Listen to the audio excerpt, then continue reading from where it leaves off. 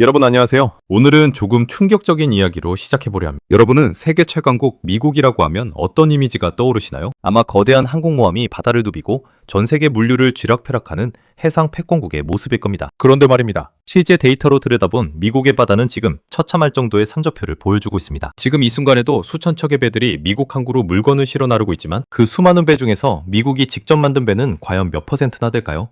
놀라지 마십시오. 단 1%도 되지 않습니다. 더 정확히 말씀드리면 미국 국제해상무역의 99%가 외국에서 만든 배, 외국 사람이 주인인 배에 의존하고 있습니다. 반면 미국의 가장 강력한 경쟁자인 중국은 어떻습니까? 현재 전 세계 상업용 선박의 절반 이상을 중국 혼자서 다 만들고 있습니다. 미 해군 정보국이 내놓은 보고서를 보면 더 기가 막힙니다. 중국의 조선 건조 능력은 미국의 200배가 넘습니다. 2배도 아니고 20배도 아닌 200배입니다. 이 정도면 격차가 벌어졌다는 표현조차 민망할 정도죠. 사실상 미국은 바다 위에서 자기 배 하나 제대로 만들지 못하는 외화내빈의 상태에 빠져 있었던 겁니다. 하지만 드디어 미국이 이 상황을 뒤집기 위해 거대한 칼을 뽑아들었습니다. 바로 얼마 전 발표된 해상행동계획, 즉 맵 프로젝트입니다. 이건 단순히 배를 몇 척 더 만들겠다는 계획이 아닙니다. 국가의 명운을 건 거대한 도박에 가까운 정책입니다. 미국이 왜 이렇게까지 절박하게 조선업에 매달리는지 그 2천조 원 규모의 정책들을 파헤쳐 보겠습니다. 미국이 꺼내든 가장 무시무시한 무기, 바로 이팡세 폭탄에 대한 이야기입니다. 트럼프 행정부의 이번 계획 중에서 가장 논란이 되고 있는 건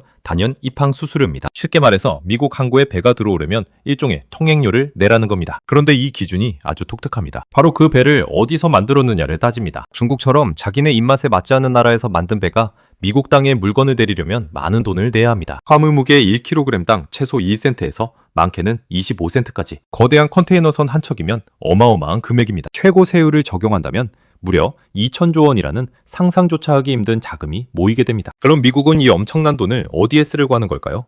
바로 자국의 조선소를 부활시키는 데 쏟아붓겠다는 겁니다. 낡은 시설을 최첨단 로봇과 AI가 돌아가는 스마트 팩토리로 바꾸는 전략이죠. 하지만 이 비용은 결국 물건 가격에 반영될 겁니다. 아이폰, 테슬라, 부품 가격이 다 오를 수 있다는 뜻입니다. 자유시장 경제의 미국이 왜 이런 인플레이션 위험까지 감수할까요?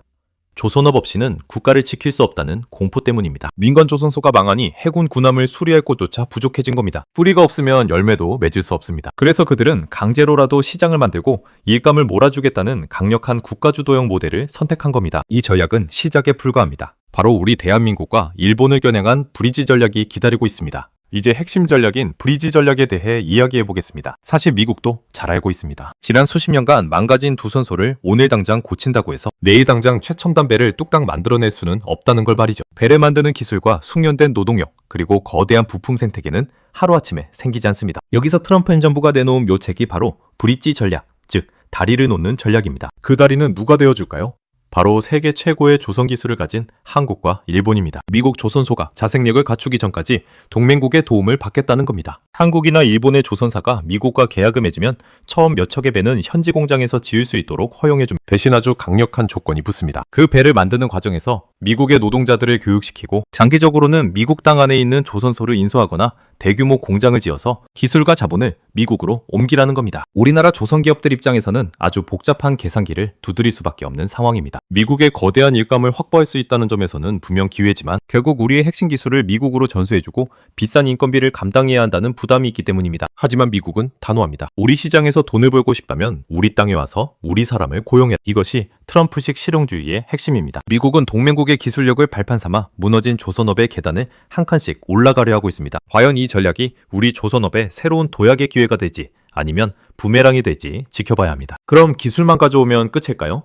아닙니다. 배를 만들 곳과 그 배를 사줄 시장이 필요합니다. 그래서 미국은 해양 번영구역, 즉 MPG 지정을 꺼내들었습니다. 미국 전역의 해안가와 강변에 최대 100개의 특별구역을 지정하겠다는 계획입니다. 이곳에 들어오는 조선 관련 기업들에게는 파격적인 세금 감면은 물론이고 모든 규제를 다 풀어주겠다는 겁니다. 여기서는 마음껏 배를 만들어라. 정부가 뭐든지를 봐주겠다는 강력한 신호입니다. 여기에 활용점정으로 USMPR이라 불리는 강제 할당제까지 도입하려 합니다. 미국으로 들어오는 컨테이너 화물의 일정 비율은 반드시 미국 국적의 배가 날라야 한다는 법입니다. 지금은 미국 배가 거의 없어서 지키고 싶어도 못 지키는 법이지만 앞으로 미국 배가 만들어지는 족족 일감을 강제로 몰아주겠다는 뜻입니다. 자유로운 시장 경쟁을 중시하는 사람들은 이 대목에서 눈을 의심할지도 모릅니다. 이건 시장 경제가 아니라 국가가 주도하는 계획 경제가 아니냐는 비판이 나올 수밖에 없죠. 하지만 지금의 미국은 그런 비판보다 중국에 뒤처진 해상 패권을 되찾는 것이 훨씬 더 중요하다고 판단한 것 같습니다. 여러분, 지금까지 트럼프 행정부의 파격적인 해상 행동 계획을 살펴봤습니다. 2,000조 원에 달하는 이팡세,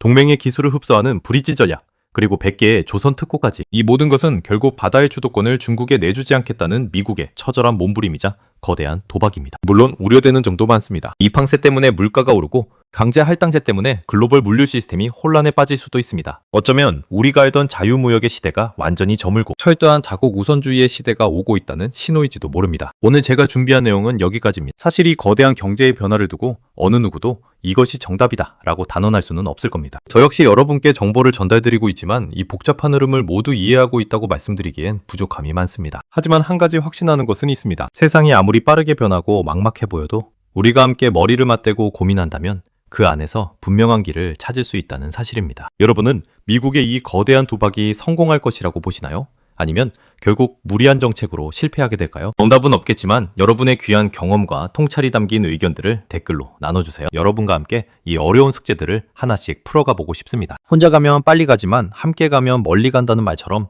이 채널이 따뜻한 공간이 되었으면 좋겠습니다. 끝까지 함께 해주셔서 진심으로 감사합니다. 다음 영상에서 더 깊이 있는 이야기로 찾아뵙겠습니다. 감사합니다.